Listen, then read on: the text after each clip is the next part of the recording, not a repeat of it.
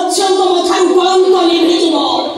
ମଣିଷ ବିଚାରେ ତୁ ସିନା ଖସିଗଲ, ହେଲେ ଜଗନ୍ନାଥଙ୍କ ବିଚାରେ ତୁ କେବେ ବି ଖସି ଯାଇପାରିବୁନୁ।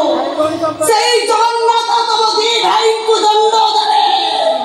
ହେ ପ୍ରଭୁ ଜଗନ୍ନାଥ, ତମେ ଯଦି ପ୍ରକୃତରେ ଭକ୍ତର ଭଗବାନ ହେଇଥିବ, ତାହେଲେ ମୋ ପୁଅ ଝିଅ ଦିଟାଙ୍କୁ ନ୍ୟାୟ ବିଚାର ଦବ।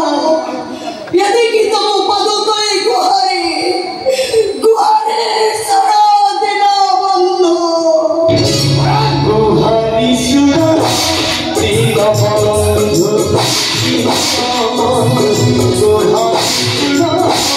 ଦିନ ବନ୍ଧୁ, ଗୁହାରି ଶୁଣ ଦିନ ବନ୍ଧୁ, ଦିନ ବନ୍ଧୁ, ଗୁହାରି ଶୁଣ ଦିନ ବନ୍ଧୁ।